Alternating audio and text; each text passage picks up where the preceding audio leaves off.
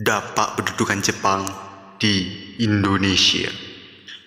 Jepang mendarat di Indonesia pada tanggal 11 Januari 1942 dan menjajah hingga 15 Agustus 1945.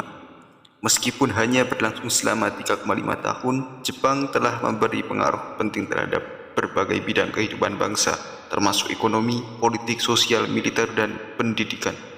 Berikut adalah beberapa dampak penjajahan Jepang yang terdapat di berbagai bidang. Yang pertama, bidang pendidikan. Pada bidang pendidikan, Jepang mengenalkan kebijakan sekolah 6 tahun, di mana mereka menjadikan bahasa Jepang sebagai mata pelajaran wajib.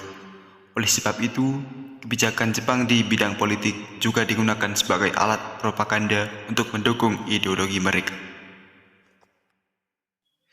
Selanjutnya adalah bidang ekonomi. Salah satu alasan Jepang menjajah Indonesia adalah untuk menguasai sumber daya di dalamnya, terutama kilang minyak dan gas alam, guna mendukung mereka di Perang Pasifik. Hal ini menyebabkan meningkatnya eksploitasi sumber daya alam di Indonesia.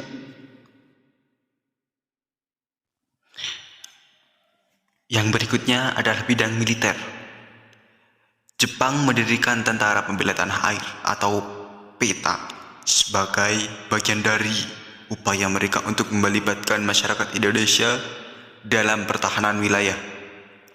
Meskipun awalnya didirikan oleh Jepang, PETA kemudian menjadi salah satu wadah penting bagi bangsa Indonesia dalam perjuangan meraih kemerdekaan Indonesia. Yang berikutnya adalah bidang sosial budaya. Kebijakan Jepang untuk mempromosikan kebudayaan Asia Timur Raya juga memunculkan sangat identitas nasional di kalangan masyarakat. Namun, dampak negatifnya adalah munculnya praktik kerja paksa Romusa yang merenggut kebebasan bahkan nyawa warga Indonesia. Juga banyak menjadi korban kekerasan Jepang. Penjajahan Jepang mengakhiri pemerintahan kolonial Belanda di Indonesia. Hal ini membuat perasaan nasionalisme bangsa Indonesia kala itu menjadi semakin kuat.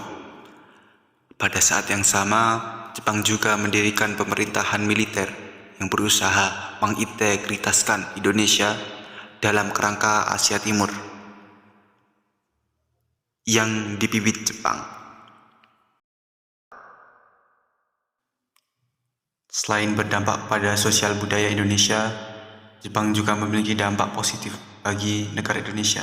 Di antaranya yaitu diperbolehkannya pemakaian bahasa Indonesia sebagai bahasa nasional. Didirikannya KIMIAI, yakni badan yang berfungsi untuk memenuhi kebutuhan pokok rakyat.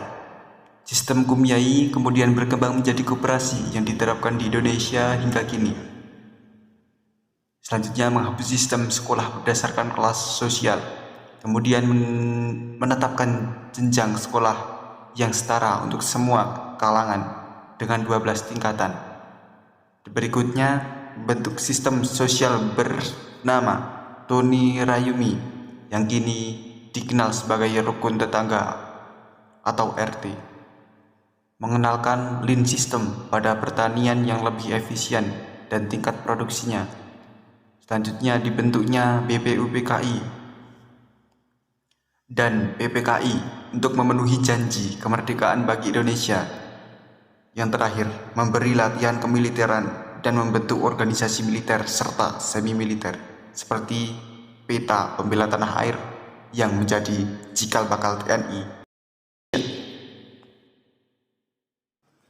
Selain dari dampak positif, Jepang juga memiliki dampak negatif bagi pemerintahan Indonesia, yaitu pemerintah Jepang yang sewenang-wenang. Yang kedua, pengawasan ketat terhadap media berita, organisasi dan seluruh pergerakan politik masyarakat. Diterapkannya Romusa yang menyengsarakan rakyat Indonesia. Rakyat yang mengikuti kerja paksa juga tak jarang disiksa dengan kejam hingga meninggal dunia. perekonomian lumpuh karena Jepang menyita seluruh kekayaan Indonesia yang ditinggalkan Belanda, seperti kilang minyak, perkebunan, bank, pabrik, pertambangan, listrik, telekomunikasi, dan perusahaan transportasi. Jepang menyita harta kekayaan pribadi demi kepentingan perang hingga mengakibatkan rakyat kelaparan dan hidup dalam kemiskinan, kekurangan sandang sehingga rakyat harus memakai karung goni sebagai pakaian, penyakit TBC dan kudis mewabah, dan yang paling parah, banyak perempuan dipaksa menjadi jujun innafu atau wanita penghibur bagi tentara Jepang. Terima kasih. Well,